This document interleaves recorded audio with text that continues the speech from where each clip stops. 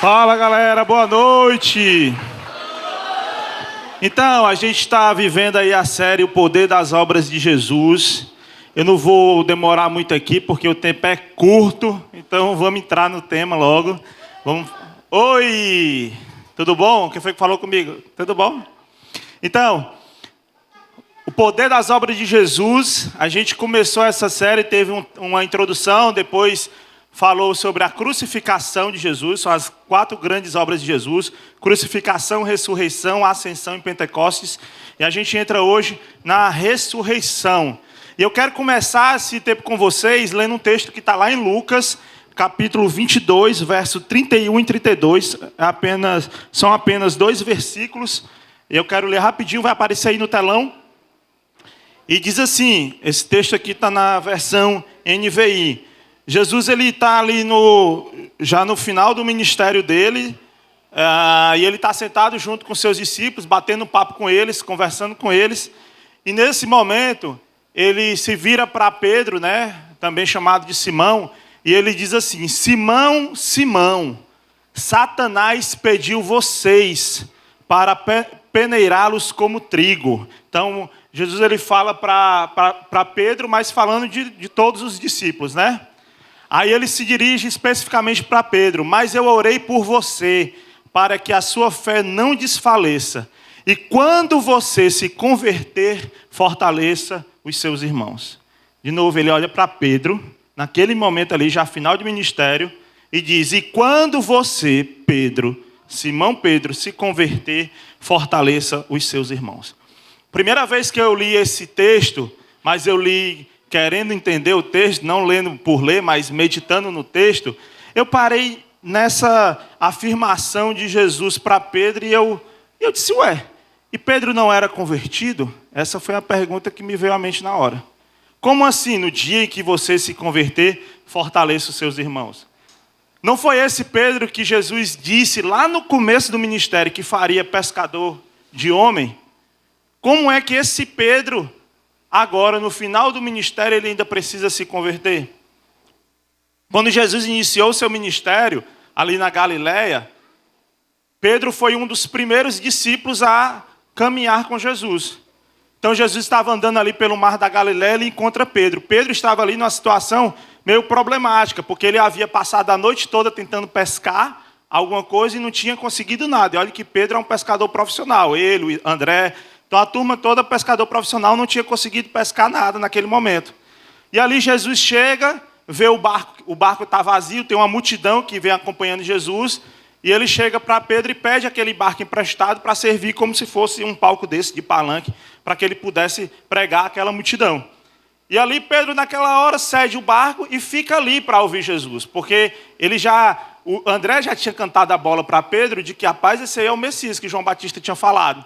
Então ele para ali para poder escutar Jesus, e quando Jesus acaba de ministrar para eles, aí Jesus olha para Pedro e diz assim: agora lança as redes. Ele diz: como assim? Eu passei a noite toda tentando pescar e agora eu vou lançar a rede? Mas beleza, ele obedeceu, lançou as redes, e ali ele tem uma pesca maravilhosa.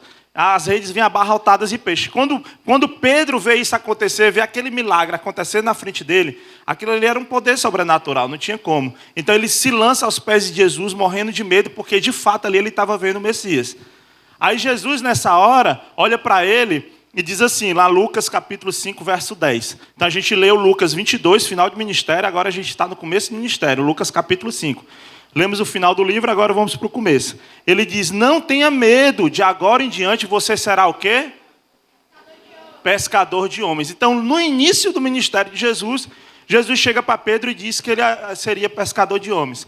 Então, como é que Jesus havia predestinado esse homem, não só ele, mas os outros discípulos, a serem grandes evangelistas? Como é que eles passam o livro todo, eles passam 3 anos caminhando com Jesus, e como é que esse homem ainda precisa se converter?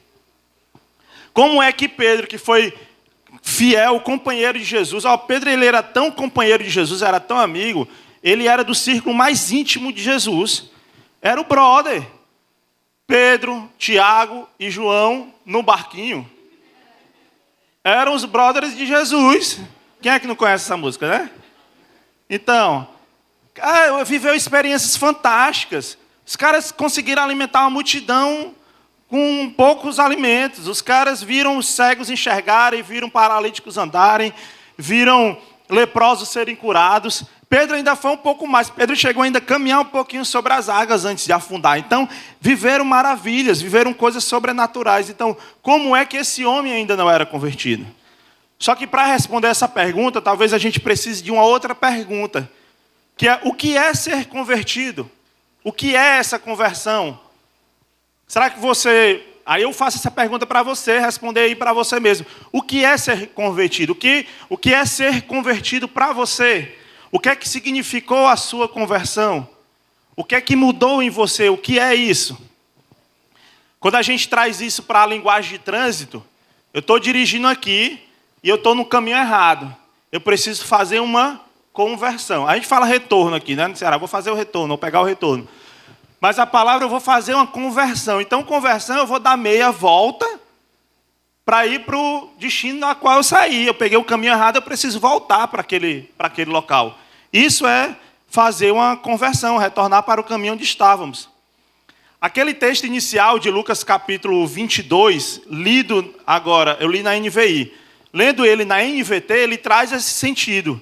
Na nova versão transformadora, que é a NVT, ele diz assim: contudo, Jesus falando para Pedro, contudo, supliquei em oração por você, Simão, para que a sua fé não vacile. Portanto, quando tivesse arrependido e voltado para mim, ou seja, feito a conversão, quando você se arrepender e voltar para mim, fortaleça seus irmãos. Então aqui a gente já tem uma dica do que é essa conversão. Conversão é se arrepender e voltar para quem? Para quem? Para Jesus. Isso é conversão. Eu me arrependo e eu volto para Jesus. Conversão não é mudar de religião. Tem muita gente que acha que se converteu, mas apenas mudou de religião. Era um católico, virou evangélico. Pronto. Mas não aceitou Cristo de fato no seu coração. Conversão não é isso. Conversão é voltar para Jesus. A questão que eu lanço aqui também é: como é que eu posso voltar para alguém que eu nunca tive? Então, no caso de alguém que está aqui, não sei nem se tem alguém aqui assim que nunca conheceu Jesus, está ouvindo falar de Jesus a primeira vez, como é que eu posso voltar para Jesus se eu nunca estive com Jesus? Como é que eu posso voltar para alguém que eu não conheço? Quem é que é solteiro aqui? Quem é os adolescentes aqui? Ixi, aí um monte de solteira. Aí o menino chega para a menina e diz assim: ei, chega para aquela menina que ele está afim, diz: ei, vamos voltar? A menina: voltar para onde? Está ficando doido? A gente nunca teve nada. Como é que eu volto para alguém que eu nunca tive nenhum relacionamento? Eu abri a boca e dizer assim: eu tenho vontade de voltar para o Japão. Como? O Japão que eu conheço é a praia, que tem bem aqui. Ali eu posso voltar, né? Como é que eu vou voltar? Mas quando a gente está falando aqui de Cristo, quando estamos fazendo essa conversão, nós estamos voltando para aquele que nos amou primeiro. Estamos voltando para aquele que nos amou incondicionalmente. Estamos voltando para aquele que nos conhece desde o ventre. Na verdade, até antes da nossa formação. É para ele a quem nós estamos voltando. Porque por mais que eu nunca tenha conhecido a Cristo, por mais que eu nunca tenha ido para a igreja, que seja a primeira vez que eu esteja numa igreja, que eu não saiba quem é Jesus, é para ele que eu estou voltando. É para Deus que eu estou voltando. Deus ele fala isso para Jeremias. Jeremias capítulo 1, verso 5. Ali logo no início do capítulo lá do livro de Jeremias, ele diz: antes mesmo de te formar no ventre materno, eu te escolhi. Antes que viesses ao mundo, eu te separei e te designei para a missão de profeta para as nações. Então, assim como foi Jeremias, é conosco. Cada um de nós somos escolhidos por Deus para nascer. Nós somos criaturas dele, porém é o pecado que nos afasta de Deus. O que não nos faz estar junto a Deus é o pecado. Quando a gente é criança, amém. Venham a mim as criancinhas, porque delas são o reino dos céus. Mas a gente, da idade que a gente já está, tem negócio mais de moleza não, para nós. Se não houver conversão de verdade, tchau. Precisamos voltar para o Senhor, sim. Sim. e Ele nos conhece desde o ventre. Então, cada um de nós fomos escolhidos por Deus para nascer. Olha o que é que Paulo diz lá em Romanos 5,12. O que foi que aconteceu, então? Qual foi o problema? Ele diz assim, quando Adão pecou, o pecado entrou no mundo e com ele a morte, que se estendeu a todos, porque todos pecaram. Então, começou o problema aí, começou lá atrás, lá no Gênesis com Adão. A partir do momento que Adão peca, o pecado ele não atinge somente a vida de Adão, o pecado não atinge somente a vida de Caim, de Abel, de seus filhos, mas o pecado ele se estende por toda a humanidade. A morte se estende por toda a humanidade. E por mais que Deus nos conheça desde o ventre da nossa mãe, é esse pecado que nos mantém distante dele. Deus ele criou o homem para que o homem tivesse vida, não morte. Foi para isso que Deus criou o homem. Porém, o pecado é que trouxe a morte. E aí ele quer que para que a gente tenha vida novamente, para que nós venhamos fazer essa conversão. Precisamos fazer essa conversão e voltar para esse plano original de Deus. Plano esse que está lá no Gênesis. Então, ser convertido é ser aquele homem, aquela mulher que era ali antes do pecado entrar no mundo. É o plano original de Deus. E como é que era? Quais eram as atitudes desse homem e dessa mulher? Eles eram alguém que caminhavam com Deus diariamente e ouvia a voz de Deus. A gente lê isso no Gênesis. Então, o ser convertido é alguém que caminha com Deus diariamente e escuta a voz de Deus. O que a gente vê mais dessa humanidade lá antes do pecado era alguém que ouvia a voz de Deus e ouvia o chamado de Deus para exercer o chamado nessa terra. Adão tinha que cultivar a terra, tinha que multiplicar, ouviu a voz de Deus e exerceu o chamado. Então, o ser convertido é alguém que caminha com Deus, que escuta a voz de Deus e que coloca em prática. Quais são as perguntas que a gente faz na partilha, no mapa? O que é que Deus está me dizendo? O que é que eu vou fazer a respeito? Então, o ser convertido é alguém que escuta a voz de Deus e que coloca em prática. Um ser convertido é agir com obediência ao Senhor. É obedecer ao Senhor em tudo que faz. Esse é um ser convertido. Esse é o homem foi colocado lá no Éden e é assim que ele agia. Só que aí veio o pecado e atrapalhou tudo isso. O pecado atrapalhou tudo. Adão se perdeu desse caminho quando resolveu desobedecer a Deus. A partir do momento que há essa desobediência, aí ele é levado a um caminho de morte. Só que como eu falei, que bom que fosse só Adão. Mas o problema é que Adão peca, ele vai para um caminho de morte, e quem é que vai mais para esse caminho de morte? Hein? Quem mais? Quem? Toda a humanidade. Eu e você, meu querido e minha querida. Todos nós estamos manchados por esse pecado, sendo levados para esse caminho de morte. O pecado de Adão fez isso. Mas a questão é, se um ser convertido é alguém que anda com Deus, é alguém que ouve a voz de Deus, é alguém que cumpre o chamado de Deus e realiza o chamado de Deus, é alguém que obedece ao Senhor, por que é que Pedro ainda precisava se converter? Qual o sentido faz nisso? Não só Pedro, mas os discípulos andaram com Jesus por 3 anos, aprenderam dele diariamente, ouvindo a voz dele todos os dias, sendo encorajados por Jesus, mudando inclusive o seu modo de viver, os seus hábitos. Os caras passavam o dia e noite pescando, eles deixam o barco de lado e vão agora caminhar com Jesus, fazendo a missão acontecer. Anunciam Jesus para todos os locais, participam dos milagres. Por que é que Pedro ainda precisa se converter? Essa foi a pergunta que eu coloquei lá no início e que eu trago aqui de volta. E aí eu quero ler com vocês um texto que está lá em Marcos, capítulo 8, para entender um pouquinho o que foi que aconteceu antes, para que Jesus viesse até afirmar isso lá na frente. Marcos 8, 31 diz assim: Então Jesus começou a lhes ensinar que era necessário que o Filho do Homem sofresse muitas coisas e fosse rejeitado pelos líderes do povo, pelos principais sacerdotes e pelos mestres da lei. Então Jesus ele começa a contar daquilo que vai acontecer. Seria morto, mas 3 dias depois ressuscitaria. Enquanto falava abertamente sobre isso com os discípulos, Pedro chamou de lado e o repreendeu por dizer tais coisas. Pense num cara doido. Jesus fala assim, ó, o seguinte, cara, eu vou ser perseguido, eu vou morrer, mas aí quando ele disse, eu vou morrer, aí, como é? Aí Pedro fica doido. Escuta nem ele dizer, mas vou ressuscitar, para não morrer mesmo. Aí chega assim, ei Jesus, vem cá, chega aqui. Peraí, não continua não, que eu preciso te dar um toque aqui. Homem, não diga essas coisas não, tá ficando doido. Tu vai dizer que vai morrer, não brinque com essas coisas não. Jesus, não, mas não estou brincando não. Eu vou morrer, mas eu vou ressuscitar. Não, deixa de brincadeira, rapaz. Diga isso não, senão o povo acredita. Se o senhor disse...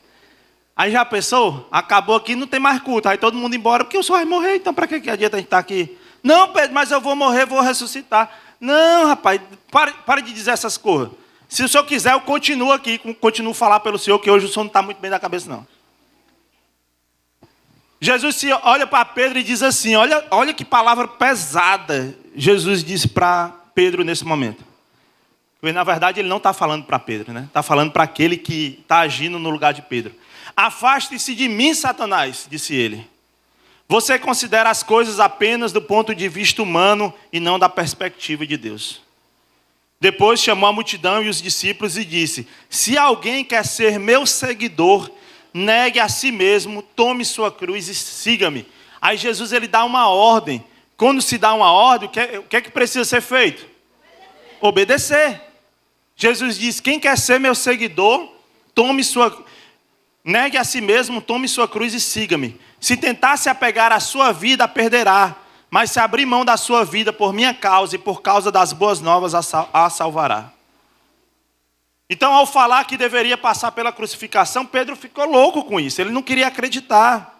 Porque, embora Pedro ele andasse com Jesus, naquele momento Pedro ele não acreditava no que é que Jesus estava dizendo. Porque, no fundo, Pedro sabia que se acontecesse alguma coisa com seu mestre, não ia ser só com Jesus, ia ser com eles também. Afinal, quem olhasse para Pedro estava vendo quem? Jesus. Caminhou muito tempo ao lado. Tanto é que quando Pedro nega Jesus lá na frente, como é que ele é identificado? As pessoas olham para ele e dizem assim, não era tu que andava com ele, com o tal chamado Cristo e tal? E ele, não era eu não. Porque quem olhasse para Pedro sabia que era Jesus que estava ali também. Então o cara, ele tem, rapaz, se esse homem for morrer, eu também estou morrendo, eu vou morrer também, não dá para mim não. Pedro, ele queria um Jesus que conquistasse tudo à base da força. No fundo era isso. Ele queria um rei para dominar sobre todo, que não ia precisar morrer. Ia precisar reinar, mas não morrer.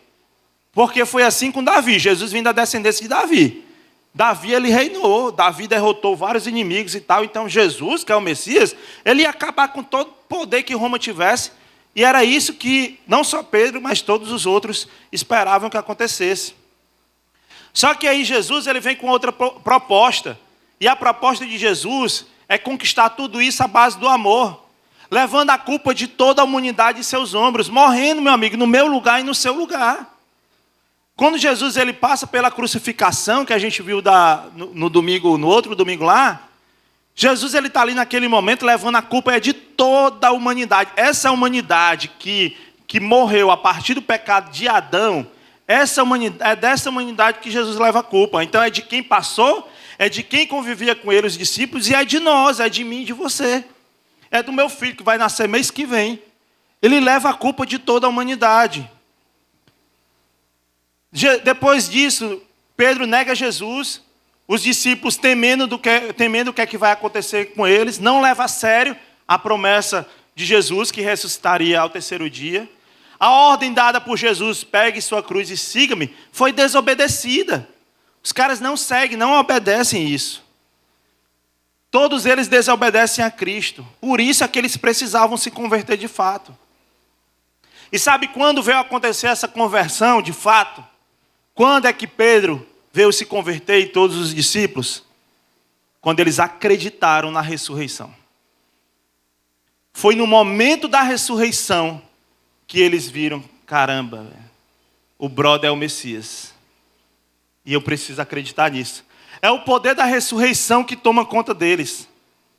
A ressurreição de Jesus, a ressurreição, foi o sinal que aqueles discípulos precisavam para crer que Jesus é o Messias. Porque mesmo 3 anos andando com Jesus diariamente, não foi o suficiente para entender isso, que ele era o Messias. Não foi o suficiente. Porque no momento que eles souberam que Jesus ia morrer, eles abandonaram Jesus. Todos eles abandonaram Jesus. Porque para eles, não, se morreu, e ainda mais morte de cruz, que era a morte pior que tinha, morte de bandido, um bandido não pode ser o Messias. Foi isso que aconteceu com eles. Eles estavam trancados numa casa e começaram a reprojetar a sua vida. Ah, e agora o que é que eu faço? Não, eu tenho que voltar a pescar. Desaprendi, agora eu tenho que voltar a pescar. Agora vamos continuar submissos a essa autoridade romana. E agora a gente vai esperar o Messias verdadeiro aparecer. Acho que é isso que foi passando na cabeça deles nesse momento entre a crucificação e a ressurreição de Jesus. E aí quando Jesus aparece para eles, que eles estão temendo, com muito medo e tal, naquele momento, que eles acreditam na ressurreição, que eles veem aquilo. Jesus aparece primeiro para as mulheres, e aí cada narrativa, né, Mateus, Marcos, Lucas vai contando ali, tinha as duas Marias, tinha Salomé, tinha outras, aparece para aquelas mulheres, elas contam para os discípulos não acreditam, eles aparecem para aqueles discípulos, depois ele tem que aparecer para Tomé, porque Tomé não estava presente, depois não estava acreditando, enfim. Depois que acontece isso, aí os caras, meu irmão, o brother é o Messias. É verdade, ele não estava mentindo não. O que ele disse é verdade. E o que vem junto a isso é que acontece a obediência. Porque no momento que eles acreditam na ressurreição, aí eles se tornam obedientes. Marcos 16, verso 14, fala isso. Ali no final, depois da ressurreição. Mais tarde, enquanto os 11 discípulos comiam, Jesus lhes apareceu. Ele os repreendeu por sua incredulidade obstinada, pois se recusaram a crer naqueles que o tinham visto depois de sua ressurreição. Jesus lhes disse, vão ao mundo inteiro e anunciem as boas novas a todos. Então Jesus agora dá uma nova ordem, certo? Vão, ide, vão ao mundo inteiro e anunciem as boas novas. Quem crê e for batizado será salvo, mas quem se recusar a crer será condenado. Os seguintes sinais acompanharão aqueles que crerem. Em meu nome expulsarão demônios e tal, falarão novas línguas, pegarão em serpentes sem correr perigo, se beberem algo venenoso, nada lhe fará mal e tal. Aí ele lá no verso 19 ele diz, quando o Senhor Jesus acabou de falar com eles, foi levado para o céu e sentou-se à direita de Deus. E olha o que é que acontece. Naquela ordem anterior de Jesus, quem quiser me seguir, né, pega a sua cruz, nega a si mesmo, pega a cruz e tal. O que foi que esses caras fizeram diante dessa ordem? Eles desobedeceram. Eles foram para casa, se esconderam, não queriam ser pegos nessa hora. Diante da nova ordem de Jesus, o que é que os caras fazem? Os discípulos foram a toda parte e anunciavam a mensagem, e o Senhor cooperava com eles, confirmando com muitos sinais. A partir do momento que eles creram na ressurreição, aí a obediência passou a tomar de conta. E aí eles começaram a obedecer a Jesus. Eles antes desobedeceram, mas agora a ressurreição fez com que eles obedecessem a Jesus. Eles fizeram justamente o que eles viram o seu mestre fazer a vida inteira. Obediência. Paulo faz essa comparação lá em Romanos capítulo 5. Ele compara Adão com Jesus. Romanos 5,17 diz assim, a morte reinou sobre muitos por meio do pecado de um único homem, Adão. Ainda maior, porém, é a graça de Deus e a sua dádiva de justiça. E todos que o recebem reinarão em vida por meio de um único homem, Jesus Cristo. A morte, ela entrou nesse mundo e atingiu toda a humanidade por conta de um único homem, Adão. Só que a vida, essa vida, ela também foi através do sacrifício de um único homem, que foi Jesus Cristo. Então, da mesma forma que a morte entra por Adão, a vida entra por meio de Jesus. Verso 19, vou pular aqui para ir logo para o 19, ele diz, por causa da desobediência a Deus, desobediência, isso que a gente está falando aqui, de uma só pessoa, muitos se tornaram pecadores. Todos nós nos tornamos pecadores. Somos pecadores. De cabelo penteado, bem arrumadinho, bonitinho, cheiroso, pecador. Aquela menina linda que você olha assim, ô menina linda, essa aí que eu vou investir. Pecadora. Ou aquele rapaz ali é uma bênção. Pecador também. Eu estou aqui falando para vocês, pecadorzinho que é uma beleza. Todos nós, pecadores. Mas por conta da obediência de uma só pessoa a Deus, muitos serão declarados justos. Da mesma forma que nós somos pecadores, se nós crermos nesse Senhor Jesus Cristo, nós somos declarados o quê? Justos. Quando cremos na ressurreição, nós nos tornamos obedientes. Só que o detalhe, gente, eu não obedeço por medo. Às vezes é até necessário, mas não é por medo. Deus não quer que a gente seja obediente a Ele por medo. Na verdade, nenhum pai quer que seu filho seja obediente por medo. O pai quer que o seu filho obedeça por amor, não por medo. Então que nós não sejamos esse que obedece por medo.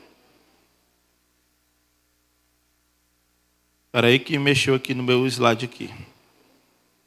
Só um instantinho.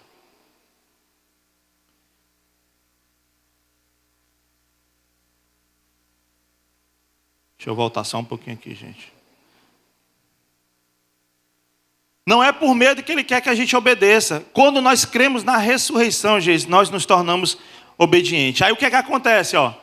Nós somos tentados a chegar a pecar a todo momento. E a gente chega para Jesus, tem a cara de pau de chegar para Jesus e falar assim: Jesus, mas todo mundo está fazendo, Jesus. Todo mundo faz. Isso é normal. É normal mentir. É normal enganar. É normal ver pornografia, é normal falar palavrão, é normal brigar, discutir, todo mundo faz. Aí o que é que Jesus diz? O que é que a nossa mãe diz pra gente quando a gente diz assim? Você não é todo... Toda mãe diz isso. Mãe, eu quero ir não sei pra onde, todo mundo vai. Você não vai, você não é todo mundo. Aí Jesus chega pra gente e diz exatamente isso. Você não é todo mundo, cara, eu morri por ti. Eu levei os teus pecados na cruz comigo. Eu ressuscitei para que você tenha vida. Você é um filho que eu resgatei. Eu sei o que é melhor para você. Você não é todo mundo. Eu e você não é todo mundo. É isso que Jesus diz. Lá no capítulo 6 de Romanos, Paulo fala assim: assim como ele, Jesus, foi ressuscitado dos mortos, pelo poder glorioso do Pai, agora nós também podemos ter uma vida nova. Uma vez que nossa união com Ele se assemelhou à sua morte, se assemelhou à crucificação, assim também nossa ressurreição será semelhante à dele. A morte de Jesus na cruz significa que nós morremos para o pecado, que nós morremos para o mundo. A ressurreição de Jesus trouxe uma vida nova não só para Jesus, mas ela traz uma vida nova para a gente, para todos nós. Só que o mundo ele é tão perverso, Satanás ele é tão astuto que ele inverte essa lógica. E ele começa a trazer inverdades. E aí o que Satanás quer que você acredite é que a vida é curta demais e que ela precisa ser curtida. E que ela precisa ser vivida bem. Só que esse viver bem que o diabo fala para mim, fala para você, a tentação dele é viver no erro, é viver no pecado. É isso que o diabo oferece. Não, a vida é curta, meu amigo. A adolescência passa rápido. 5 anos acabou a adolescência. Vá curtir. Senão você perdeu a sua adolescência. Só que o curtir que o diabo quer te oferecer é o pecado, é o erro. Ele te engana através disso, porque ele é astuto. Ele quer te enganar assim. Mas aí Paulo, ele continua esse texto lá em Romanos 6. Ele diz: vocês não sabem que se tornam escravos daquilo que escolhe obedecer? Então, se eu escolho o pecado, eu me torno escravo de quem? Do pecado. Podem ser escravos do pecado, que conduz à morte, ou podem escolher obedecer a Deus, que conduz à vida de justiça. Gente, a gente vai ser escravo de qualquer jeito. Entenda isso. Ou eu vou ser escravo do pecado, que leva à morte, ou eu vou ser escravo de Cristo, que leva à vida. Não tem meio termo. Eu sou escravo de alguma coisa no final das contas. É isso que Paulo está dizendo aqui. Essa palavra escravos, no grego, ela chama doulos, ela pode ser traduzida também como servo. Então, ou eu vou servir ao diabo, ou eu vou servir ao pecado, ou eu vou servir a Deus, ou vou servir a Cristo. É uma escolha. Ser escravo naquela época, ela tem um contexto um pouco diferente da época de hoje. A gente entende como escravo, e olha ali nos nossos livros de história, né? Então escravo é aquele cara, é aquele negro que veio da África. É assim que a gente compreende a escravidão no Brasil, porque foi assim. Só que o escravo naquela época, tinha um negro, tinha um pobre, mas tinha um branquinho dos olhos azuis, tinha o rico, tinha o professor era escravo, o médico era escravo, os guerreiros eram escravos. Então, era muita gente, a população de escravos era gigantesca. E tinham escravos ali que se orgulhavam de ser escravos de alguém. Por exemplo, o cara que fosse escravo do imperador, meu irmão, era uma honra muito grande. Tanto que quando o cara morria, ele colocava no túmulo dele, ó, aqui jaz fulano de tal, escravo do imperador tal. O pessoal passava pelo túmulo dele e disse, vixe, compadre, aqui tem moral. O cara foi escravo de Nero. Por isso que quando Paulo abre a sua carta lá de Filipenses, ele diz que se orgulha de ser escravo de quem? De Cristo. Porque ele sabia que ele era a propriedade de Jesus. Então Paulo tinha esse orgulho. Ele se orgulhava de ser escravo de Cristo. E aquele que é escravo de Cristo tem uma nova vida. E aqui eu já sei que o meu tempo já está estourado e eu vou chegar nessa parte aqui, que é a parte que a gente precisa compreender o que é essa nova vida, gente. Efésios capítulo 4, colocar o texto aí. Efésios 4. Então, quando eu me torno escravo de Cristo, quando eu creio na ressurreição, quando eu me converto, então a ressurreição me traz uma nova vida. E essa nova vida é o que está descrito aí nesse texto. Lá diz assim, verso 25. Portanto, cada um de vocês deve abandonar a mentira e falar a verdade. Mentira, quem é que gosta de uma mentirinha? Mentirinhazinha besta, bobinha. Abandone a mentira e fale a verdade, porque essa é uma característica de quem é salvo. Pois todos nós somos membros de um mesmo corpo. Quando vocês ficarem irados, não quê? Não quê? Não pequem. Quando ficar irado, não pequem. Apaziguem a sua ira antes que o sol se ponha e não deem lugar ao diabo. O que furtava, não quê? Gente, fala que eu já estou falando demais, já estou cansado, calor miserável aqui com essa luz aqui. O que furtava, não. Cadê não está aí, não? É por isso que vocês não estão falando que o texto não está aí, mas dá certo. Bota o texto, gente, pelo amor de Deus. O que furtava, não furte mais, antes trabalhe. Mas eu sou adolescente. Esse texto aí não é para mim, não. Ajude dentro de casa, deixe de ser preguiçoso. Porque senão chegar lá na frente não vai querer fazer nada na vida. Isso é o neném, para a vida toda. Nem estuda, nem trabalha, nem faz nada da vida. Então, o que furtava não furte mais, antes trabalhe, fazendo algo de útil com as mãos, para que tenham que repartir com quem tiver necessidade. E o detalhe, trabalhe para que tenha de repartir com quem tenha necessidade. Essa história também, meu irmão, eu vou me encher de dinheiro agora, vou trabalhar, prosperidade e tal, que não sei o quê. Mas, para mim, o bolsinho aqui do papai, isso aí também é pecado. Porque se eu não tenho capacidade de abrir mão daquilo, senão, se eu começo a ganhar dinheiro e aquilo ali é só para mim, aí eu me torno escravo de quê? Do dinheiro, nessa hora. Nenhuma palavra torpe, nenhum palavrão saia da boca de vocês, mas apenas o que for útil para edificar outros conforme a necessidade, para que conceda graça aos que ouvem. Não é só o palavrão aquele nomezão grande e feio que você diz, não. Até algo que você pensa contra o seu irmão, aquilo ali é uma palavra torpe que você está dizendo contra ele, algo de mal, né? Então, traga graça aos que ouvem. Não entristeçam o Espírito Santo de Deus, com a qual vocês foram selados para o dia da redenção.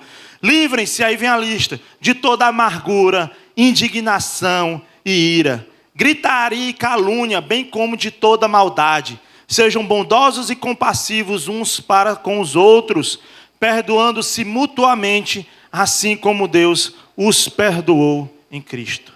Olha a lista. Olha para esse texto de Efésios 4, versos 22, quando vocês forem para o grupo de partilha, que é daqui a pouco. Veja daquilo que precisa ser deixado lá na cruz, que precisa morrer na cruz, já que nós ressuscitamos com Cristo. Isso precisa ser deixado na cruz, gente, porque isso nos afasta de Deus. O pecado nos afasta de Deus. E por isso é que eu preciso me aproximar de Deus para ficar longe do pecado. O nosso desafio é esse, é nos afastar do pecado e não amar mais esse mundo. Nós devemos amar as pessoas, mas não o pecado que elas cometem. E eu encerro esse tempo agora, o Luizão pode até vir já para cá, deixando um texto de João, porque esse texto é um conselho para mim e para você. Que esse texto de João, vocês atentem para esse texto agora. Quem tiver no celular, olha para ali, olha para o texto e veja aquilo que Deus está falando para mim e para você. 1 João 2, do 15 ao 17. Ele está dizendo: adolescentes, radical, não amem os costumes do mundo, não amem os valores do mundo. O amor do mundo sufoca o amor do Pai. Praticamente tudo que acontece no mundo, desejo de seguir o próprio caminho, de querer tudo para si, de parecer importante, não tem nada a ver com o Pai, não tem nada a ver com Deus, não tem nada a ver com Cristo. Tudo isso o afasta do ser humano. O mundo e seus desejos vão passar, mas quem faz o que Deus quer está garantido na eternidade. Amém.